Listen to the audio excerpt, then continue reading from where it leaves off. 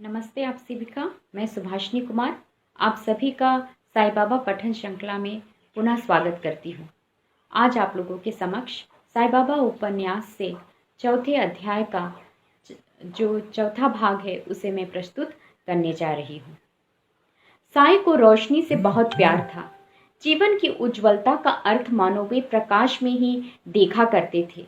सुबह जब कभी वे मस्जिद के आंगन में या फिर लेडी बाग जाते तब रास्ते में रुककर आसमान की ओर देखकर सूरज के तेजोवलय में नजरें गड़ाकर उसे आपलक एकटक देखते रहते। एक सूर्य गोल में साईं के दो नेत्र मिल जाते और एक विशाल असीम तेज का त्रिकोण बन जाता। लोगों को आश्चर्य होता, कारण पल भर भी सूर्य की ओर यूं खुली आंखों से देख पाना संभव नहीं था। आंखों के सामने अंधेरा छा जाता या चक्कर आ जाता। साईं तो कितनी ही देर तक अपनी नजर हिरण्य गर्भ में उलझाए रखते थे।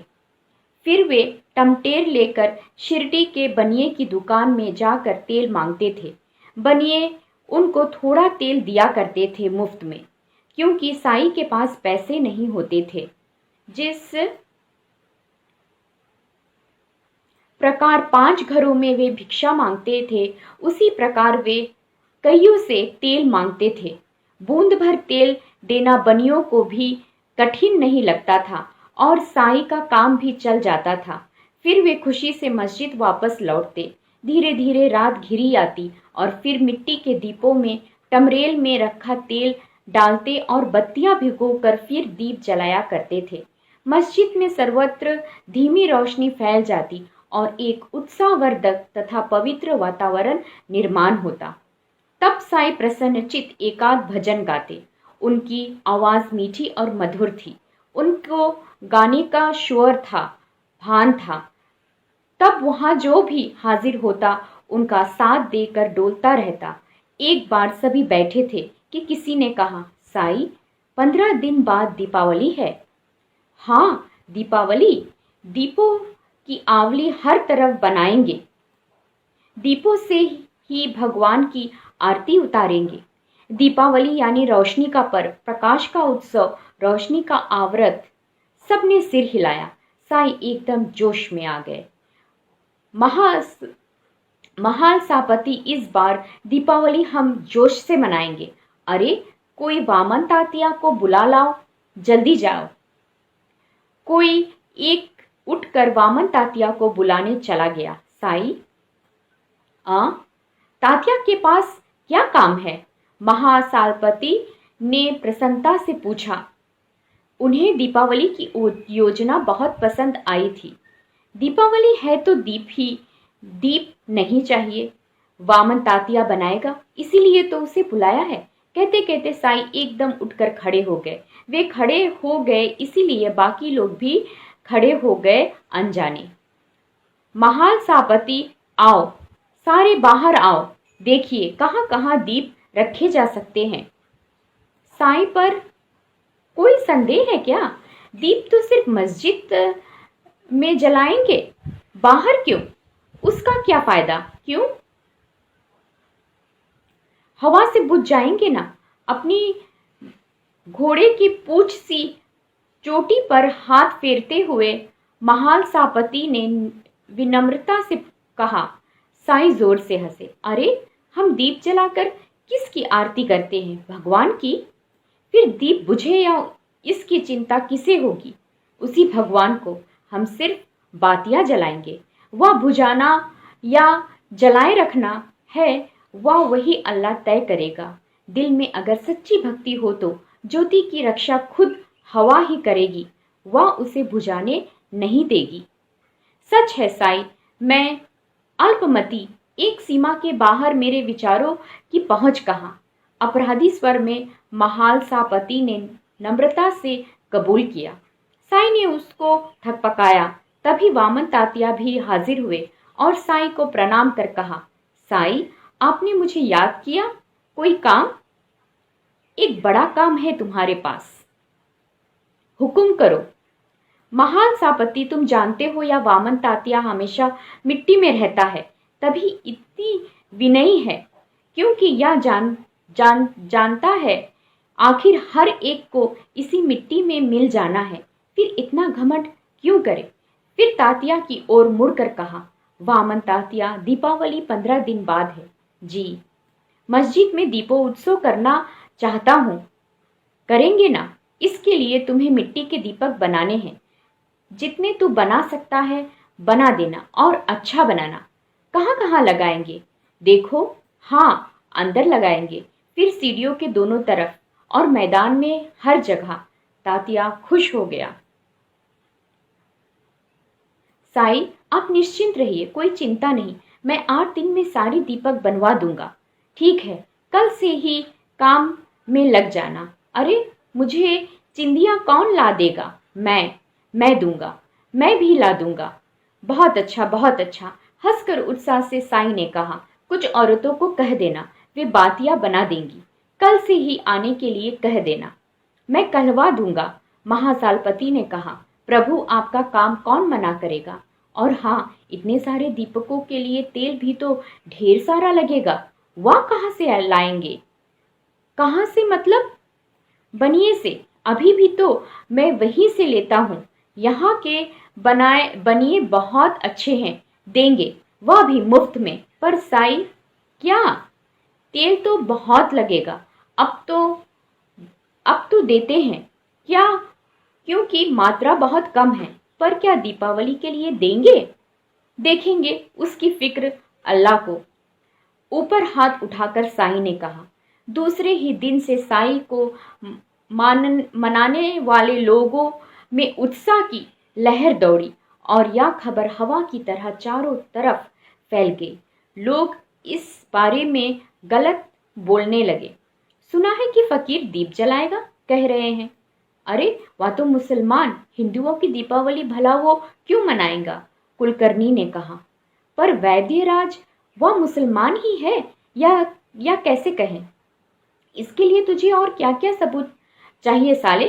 वैद्यराज ने गुस्से से कहा।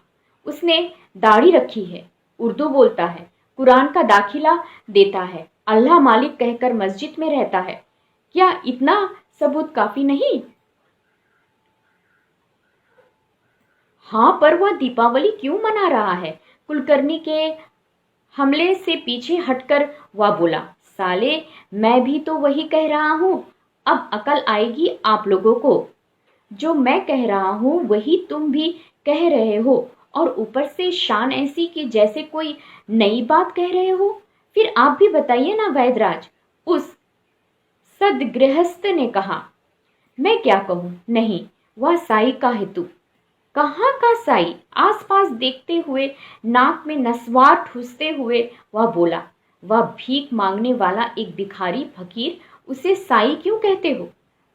उस चोटी वाले महासालपति को अकल नहीं है। उसके सिर पर तो बस वह चोटी ही है, घोड़े के पूंछ सी, अंदर भेजा ही नहीं है।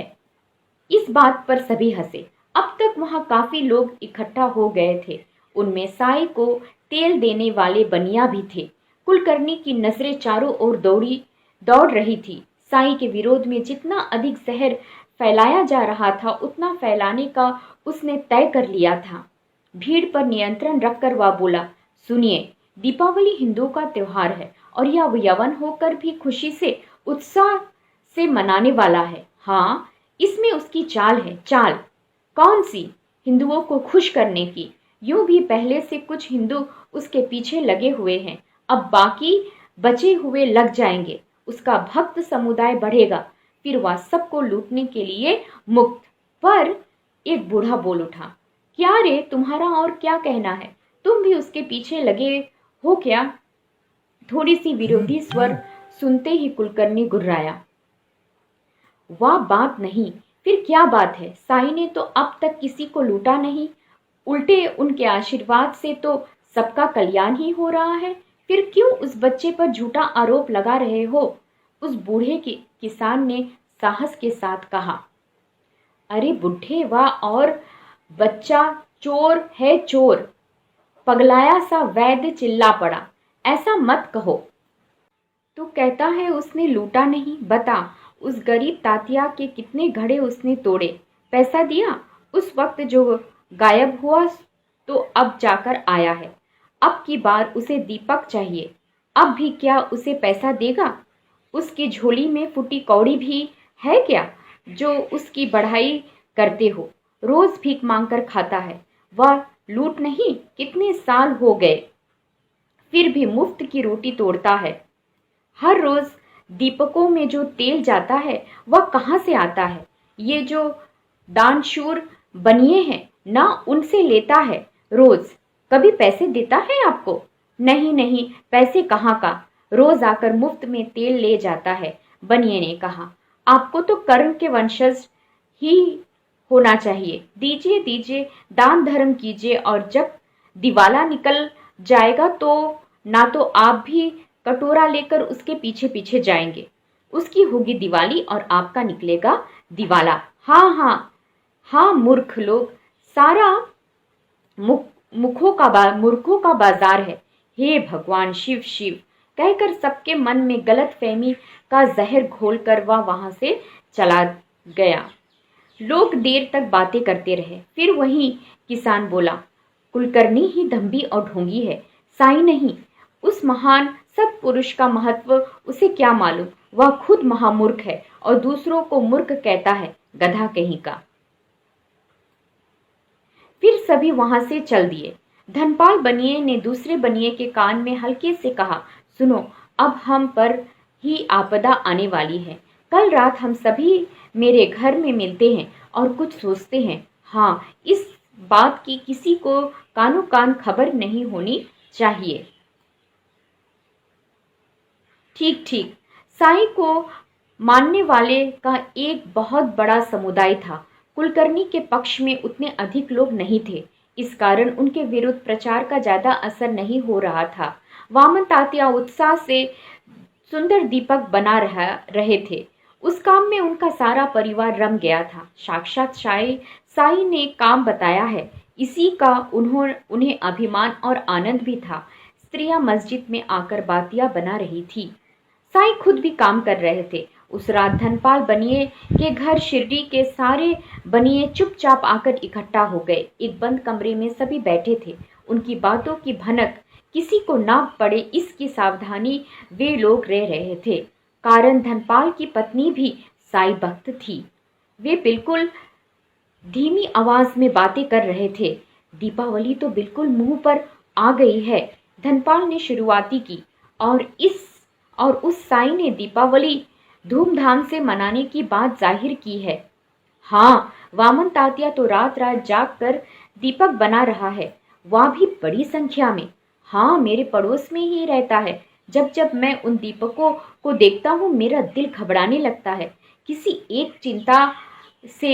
ने चिंता से कहा, ठीक ही तो है, घबराहट तो होगी।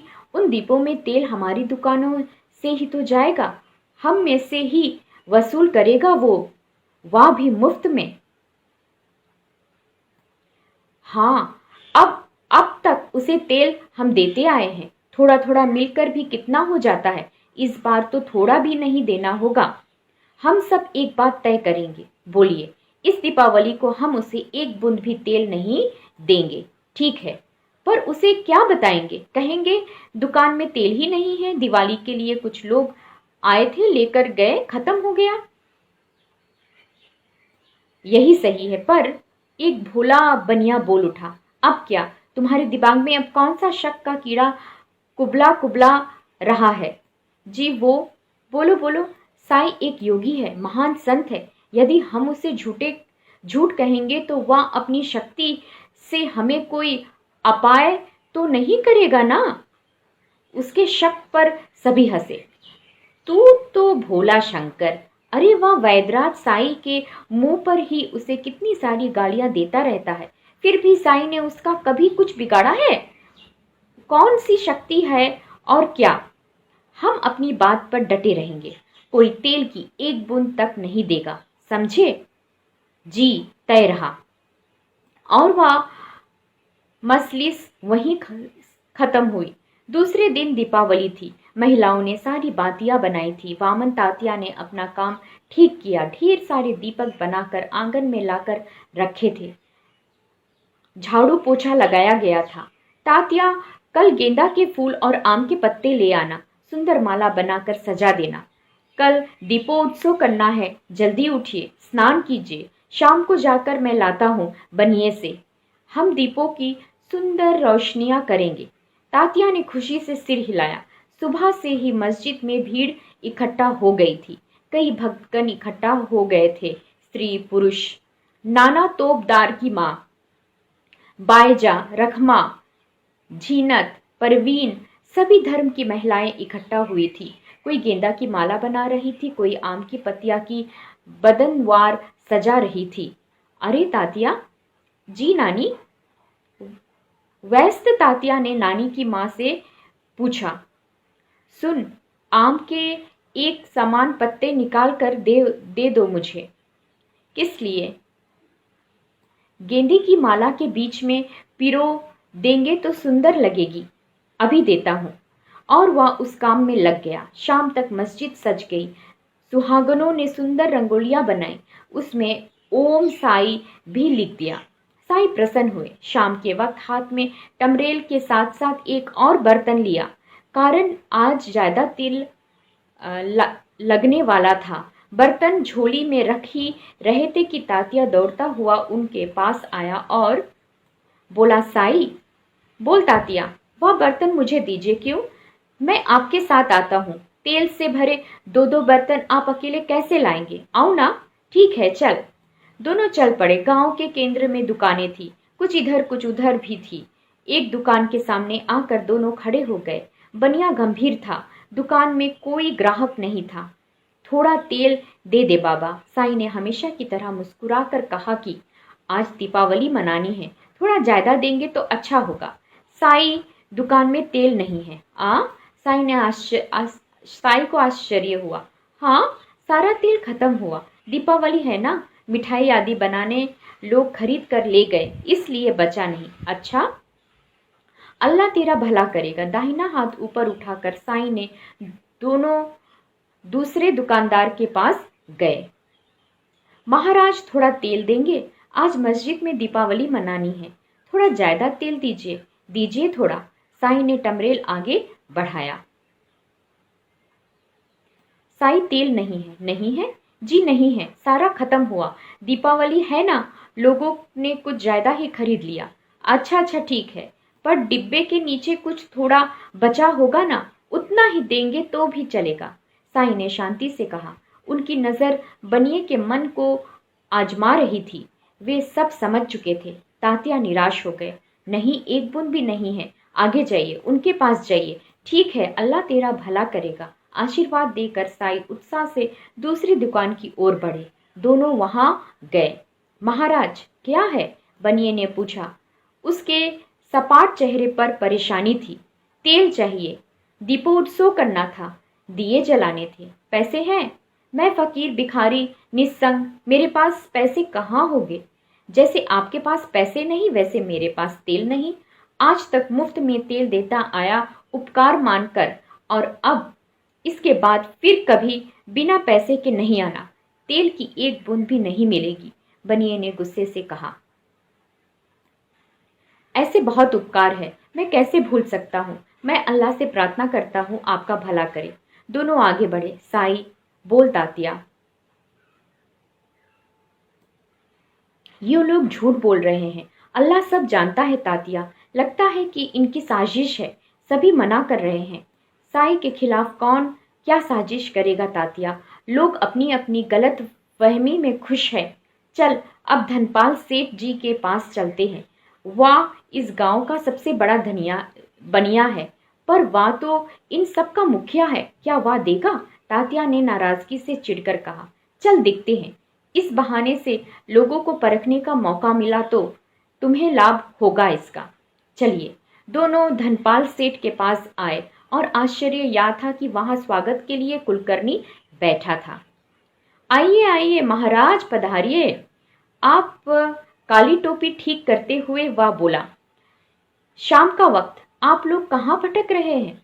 हाथ में टमरेल भी, तात्या के हाथ में बर्तन। क्या बात है, कैसी तैयारी साई?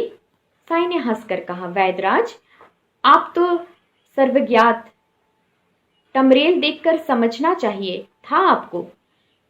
अरे फकीरवा, तू बता देना, तू क्या नरक में जाता है? वैसे तेरे पीछे जो भी लगेगा वह पक्का नरक में जाएगा। आज दीपावली है ना, तो मस्जिद में दिए जलाने हैं। क्यों? पर तू तो यवन है ना, हमारे पर्व त्योहारों की तुझे क्यों चिंता? वैदराज, कूप मुंडुक की तरह मत सोचिए। जिस तरह धर्म में जो जो अच्छा है उसे स्वीकारना चाहिए, यही सच्चा मानव धर्म है। आज जब मस्जिद में अनगिनत दिए जलेंगे तो दो धर्मों का सुंदर मिलन देखने को मिलेगा। आइए देखते हैं। हाँ हाँ, जरूर आऊंगा, आना ही पड़ेगा। तुम्हारा दीपोत्सव ना यवन है, पर सारी भाषाएं ढंग से बोलता है तू। हाँ फकीर, वैसे किसी वैद्य का ज्ञान होना बहुत जरूरी है, वरन लोग कैसे प्रभावित होंगे। धनपाल सेठ, अब देखिए अपने इस थोक ग्राहक को। बोलो साई, तेल चाहिए? नहीं है। अच्छी बात है, आज शिरडी की हर दुकान से तेल खत्म हो गया है। आश्चर्य है। तात्या, चलो शेष दो दुकानों में देखते हैं, कहीं तो मिलेगा। दोनों चल पड़े। ये फकीरवा, कुलकर्णी ने व्यंग से कहा, दीपोत्सव होगा ना, मतलब तेल तो कहीं भी नहीं मिल रहा, कोई देने को तैयार ही नहीं, इसलिए पूछ रहा था। तेल नहीं तो फिर दिए कैसे जलेंगे, और दिए नहीं जलेंगे तो दीपोत्सव कैसे होगा? उस कुम्हार से कितने सारे दीपक बनवा लिए, सारी मेहनत पर पानी। वैदराज, अल्लाह मालिक, किसी की श्रद्धा युक्त मेहनत पानी में नहीं जाती। श्रद्धा युक्त भक्ति प्रेरित कर्म को जल भी मदद करता है, वह श्रम को यूं ही व्यर्थ जाने नहीं देता। चल तात्या, साई ने गूढ़ स्वर में कहा। दोनों मुड़े। साई, गुरु दीपोत्सव क्या है?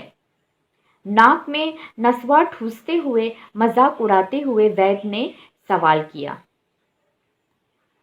वैद्य जी, तेल मिले या ना मिले, दीपोत्सव तो होना है, आप भूलना नहीं, आना जरूर। धनपाल सेठ, आप सब भी आ जाना। साई मुड़े। शेष दुकानों में भी वही जवाब मिला।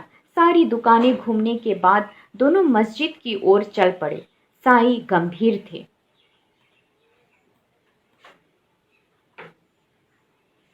साई, हाँ तात्या, निराश हो?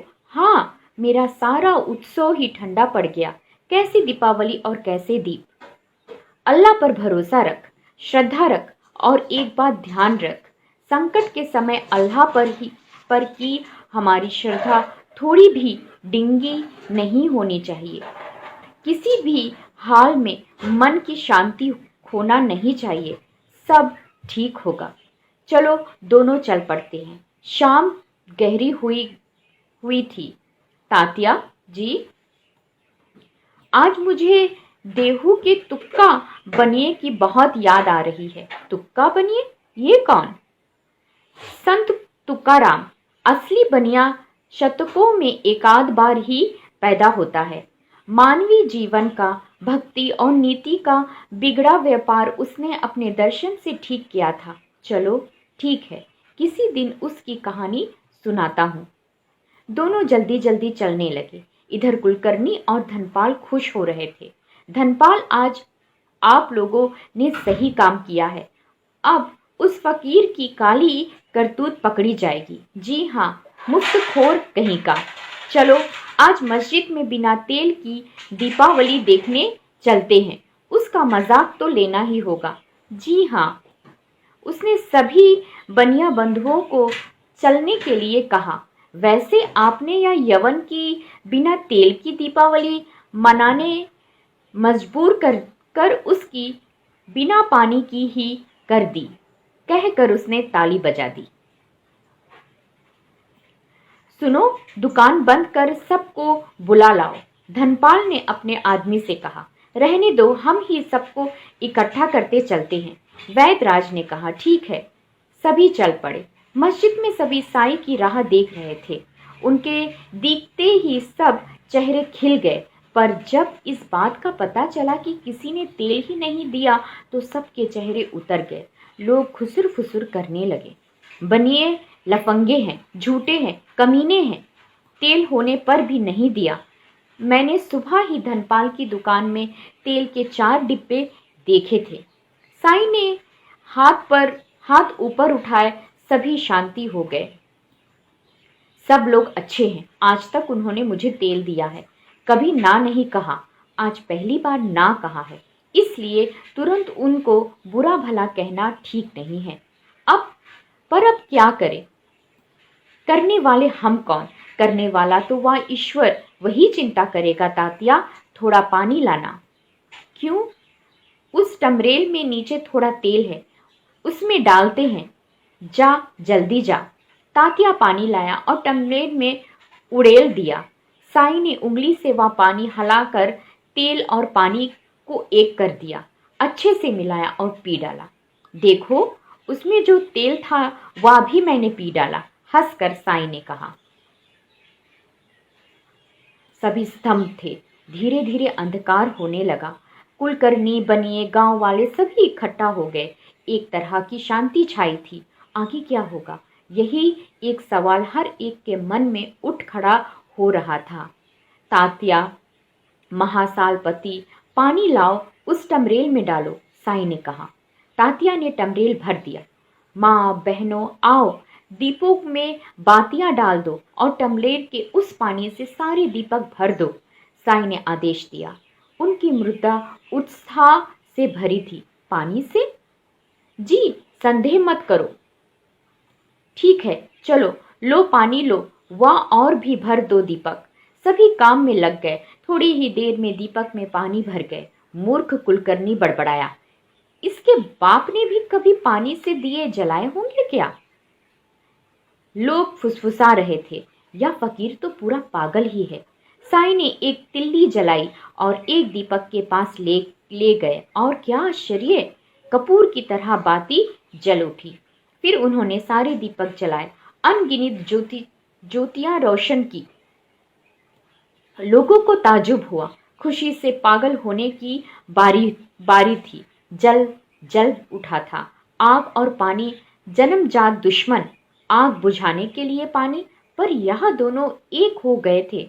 साईं ने उनमें स्नेह निर्माण किया था। जल में बाती जल रही थी। सारी मस्जिद और उसका वह छोटा सा प्रांगण छोटी छोटी ज्योतियों से जगमगा गया था। सुंदर रोशनी फैली थी, मानो सारा मंडल ही आसमान सा जमीन पर आ गया था और साईं के इर्द गिर्द ताल पकड़कर नृत्य कर रहा था। लोगों की खुशी का ठिकाना नहीं था। सबने उत्साहित होकर गर्जनाएं की, साईं बाबा की जय, साईं के बाबा हो गए। साईं बाबा, यह अद्भुत चमत्कार प्रत्यक्ष अपनी आंखों से देखने के बावजूद भी बनिए को और वैद को अपनी आंखों पर विश्वास नहीं हो रहा था। वैदराज, हाँ धनपाल, चकराकर उस जम घाट की ओर आंखें फाड़ कर देखने वाले वैद ने कहा, यह कैसा चमत्कार है, मैं भी वही देख रहा हूँ। अरे यह साईं तो महान है, ढोंगी नहीं, पानी से दिए जलाए इसने। दूसरे बनिए ने कहा, हमने इस महान साधु के प्रति घोर अपराध किया है। हमने इस योगी की ताकत पहचानी नहीं। चलो उससे माफी मांगते हैं। सारी बनिए आगे बढ़े और साईं से कहा, साईं, हमसे गलती हो गई, हमें माफ कीजिए, और साईं के पैरों पर गिर पड़े। उन्हें उठाते हुए साईं ने कहा, आज दीपावली है, आपके दिल में सत्य का प्रकाश हो, उठिए। पश्चाताप हुआ, पाप धुल गया, अब खुशियां मनाइए। बाबा, आप महान हैं। और रात भर दिए जलते रहे। लोग देर रात तक आते जाते रहे थे, भजन में मगन होकर नाच रहे थे। उनकी खुशियों का ठिकाना नहीं था। अद्भुत जलदीप के वे सभी गवाह हैं। इसी से वे कृतार्थ हो रहे थे। साईं बाबा प्रसन्न मन से उस हर्ष विभोर भक्तगण की ओर देख रहे थे। एक आंख में पछतावे के आंसू और दूसरे में साईं के आशीर्वाद का धन्यता लेकर नाचने वाले बनिए साईं का ध्यान आकर्षित कर रहे थे और साईं की संतुष्टि मिल रही थी। धन्यवाद।